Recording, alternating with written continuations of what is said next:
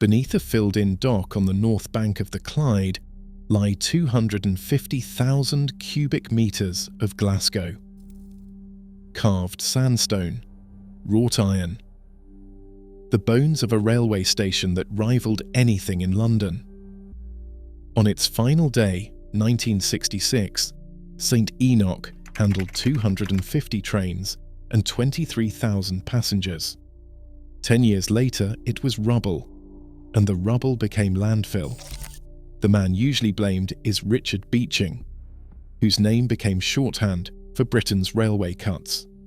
But when St Enoch closed, Beeching had been gone a year. The man who started the machine was someone else. To understand what Glasgow lost, it helps to stand in it. In 1876, the City of Glasgow Union Railway opened a terminus near the river, on the site of an old theatre, and named it after St Enoch, the mother of the city's patron saint. The engineers John Fowler and James Blair threw a single arch of glass and iron over the platforms. It spanned 62 metres without a central support, rose 25 metres at its crown, and ran for 160 metres, divided into 16 bays.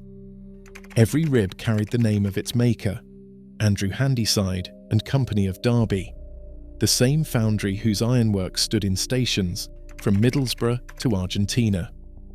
3 years later, the St Enoch Hotel opened beside it. 6 stories of red sandstone in the Gothic manner, around 200 rooms, passenger lifts, private bathrooms, a billiard room. It was the first building in Glasgow lit by electricity. Contemporaries compared the whole complex to St Pancras in London, and they were not being generous. Trains left St Enoch for Ayr, for Stranraer and the Irish boats, for Greenock and Largs, and south across the border to London St Pancras itself. For a time, it was the front door of the west of Scotland, and front doors, in this story, do not tend to survive. Walk into St Enoch on a weekday morning in 1900, and the noise would reach you first. The hiss and clank of the Glasgow and South Western expresses under that vast glass roof. Light coming down grey and enormous through acres of dirty glazing. Porters, steam, the smell of coal and hot metal, the departure boards clattering as the trains changed. 12 platforms of it. Somewhere above, the great clock. This was one of the finest railway rooms of the age, and Glasgow built it because Glasgow, in those years, could. By 1883, the station had a new owner. The Glasgow and South Western Railway made St Enoch its headquarters and set about making it grander still. Between 1898 and 1902, the company added a second great roof to the south and brought the platforms up to 12, at a cost of around £2.5 million. On paper, St Enoch was now the equal of any terminus in Britain outside London. But the problem with St Enoch was never on paper. It was a few hundred yards away. Glasgow Central, larger, better connected, and better placed for the city's main lines, had been drawing traffic away almost from the moment St Enoch opened.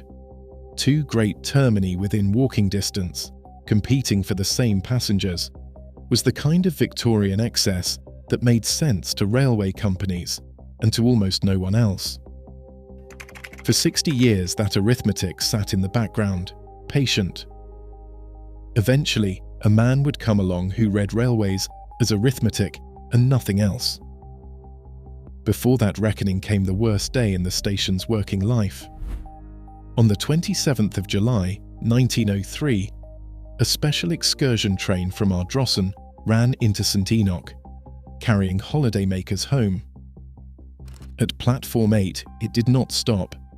Instead of crawling to the buffers as the rules demanded, it struck them at somewhere between 12 and 20 miles an hour, and the second carriage was torn apart. 13 people were killed where they sat. 3 more died later of their injuries. 64 were hurt, 17 of them badly enough for hospital.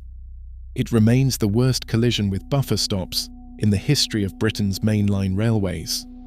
The Board of Trade sent an inspector, Lieutenant Colonel York, who wrote his report the following month. The driver was a man named Henry Northcote, 18 years on the railway, 7 of them driving, most of that time spent hauling goods rather than passengers. York found that Northcote had brought his train in far too fast and held him responsible. There was no mechanical fault, no broken signal.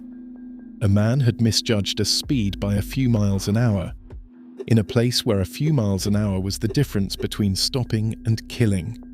The station absorbed it, was cleaned, repaired, and carried on. It had another 63 years to run. It did not know that yet. The long slide was already underway. Glasgow Central kept growing. St Enoch kept shrinking in importance, if not yet in size. In 1923, its owner was folded into the vast London, Midland and Scottish Railway. In 1948, the railways were nationalised, and St Enoch became one more asset on the books of a state that was about to start reading those books very closely. The man who opened them was Ernest Marples. Appointed Minister of Transport in 1959, Marples was a self-made businessman with a particular enthusiasm for roads. In the same year he took office, he opened the first stretch of the M1 motorway.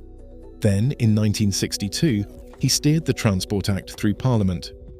The Act dissolved the old British Transport Commission and, crucially, swept away much of the public inquiry process that had slowed the closure of lines and stations for decades. Closing a railway had always been difficult, deliberately so. Marples made it administratively simple. He then went looking for someone to do the closing, and he found a physicist. Richard Beeching was not a railway man. He was a director at the chemical giant ETI, a man who saw a balance sheet where others saw a network.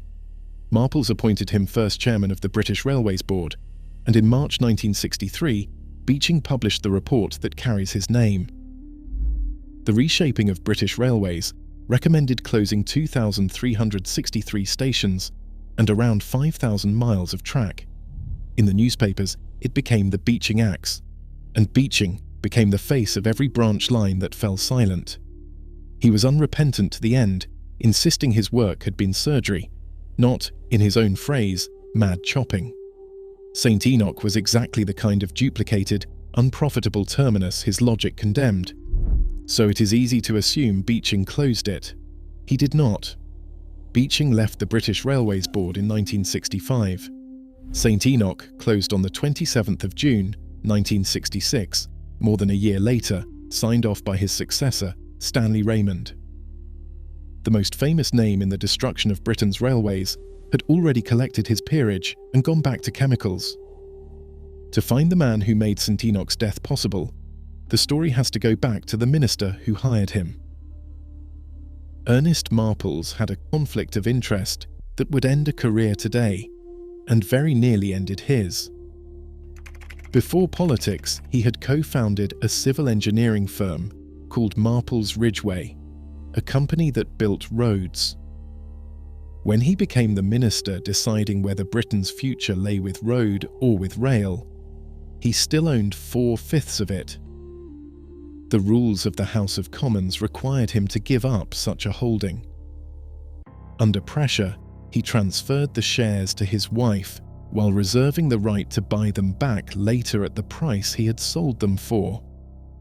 While he was the minister responsible for transport, his old firm won major public road contracts, among them the Hammersmith flyover in London. A man who profited from building roads was placed in charge of deciding how much railway Britain could afford to keep. He commissioned the report. He wrote the law that made closures easy. And then, in 1975, days before the end of the tax year, Ernest Marples left the country.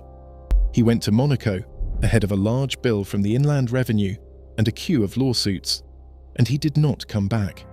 He died in Monte Carlo in 1978, having never faced a British court. The architect of the machine that took St Enoch was, by then, a fugitive on the Riviera. The station he helped condemn did not go quietly or emptily.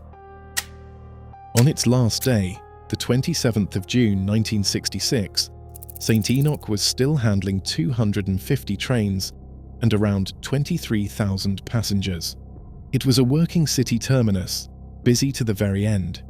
Closed not because no one used it, but because someone a few hundred yards away could absorb the traffic. Every train was diverted to Glasgow Central. Then the slow demotion began. For a while, the great train shed served as a parcels depot. The tracks were lifted. The space where 12 platforms had stood became a car park. The hotel, cut off from the station that gave it a reason to exist, limped on for another 8 years before closing its doors in 1974. By the middle of the decade, St Enoch was a vast, empty Victorian shell in the centre of Glasgow, waiting for someone to decide its fate. The someone, when it came, was not a railway company or a minister. It was a development agency with a promise to keep, and a promise it would break. The empty site passed from British Rail to a government body, the Scottish Development Agency. The agency wanted the land, and it had a reason ready. The station and hotel, it said, had to come down urgently to make way for a new civil service office, development for the Ministry of Defence. Glasgow's local authority, afraid of losing the jobs that scheme promised, backed the demolition, reluctantly, and the wrecking began. The two iron and glass roofs, the ones Fowler and Blair had raised and Handyside had cast, came down in 1976. The hotel and the remaining station followed in 1977. There was protest. One resident, writing to a Glasgow newspaper, called it part of the orgy of destruction of all that is architecturally noble and attractive in Glasgow. The letter changed nothing. Around 250,000 cubic metres of carved stone were carted across the city and tipped into Queen's Dock, a disused stretch of water that needed filling. That is where St Enoch is now, most of it, buried under the north bank of the Clyde. One thing was rescued. The great station clock, which had hung beneath the roof and later appeared in the film Gregory's Girl, was saved and eventually given to Cumbernauld, where it still keeps time inside a shopping centre. And the office scheme, the urgent Ministry of Defence development that justified levelling a listed building, never came. The promised jobs never arrived. The cleared ground sat as a gap in the middle of Glasgow for the better part of a decade. A working railway station had been destroyed on the strength of a plan that was never built. When something finally rose on the site, it was not offices. In 1989, the St Enoch Centre opened, an enormous shopping mall under a roof of glass that was, at the time, the largest glass-covered enclosed space in Europe. It was formally opened by the Prime Minister, Margaret Thatcher, early the following year. Where a Victorian terminus had carried the west of Scotland, the west of Scotland now came to shop. For a while, the arithmetic seemed to have won. A grand old building swept away, a bright new one in its place, and the city moving on the way cities do. But the new building was working on a shorter clock than anyone raising it imagined. In May 2023, Glasgow City Council approved plans to demolish the St Enoch Centre. The glass roof that had been a marvel in 1989 was, by the 2020s, an ageing mall the city had cooled on. The site was sold again in 2025 to a company called Praxis, with a long-phased plan to pull the current centre down and replace it with homes, offices, shops and a hotel, and to open the ground back up towards the river. The building put up in the name of progress in 1977 had become, in under 40 years, exactly the kind of unloved structure that progress now wanted cleared away. St Enoch Station stood for 90 years. Its replacement will not manage half of that. Somewhere in that difference is the whole argument. The men who signed the closure orders believed they had settled. So, one man. The title is a convenience, and the truth is more uncomfortable. Richard Beeching gave the destruction a face and a phrase, but he was gone before St Enoch fell. Ernest Marples built the machinery and rigged the incentives, then fled the country rather than answer for his own affairs. And a development agency finished the job with a promise it did not keep, for offices no one ever built. No single villain. A name, a system and a lie about jobs spread across 15 years and 3 sets of hands. What survives is the clock in Cumbernauld, still running, and 250,000 cubic metres of Glasgow's packed into a filled-in dock, holding up ground that people cross every day without knowing what lies beneath it. This channel is working its way, building by building, through the Britain that was demolished in the name of the Britain that came next. The next story is on screen now. It is worth the time.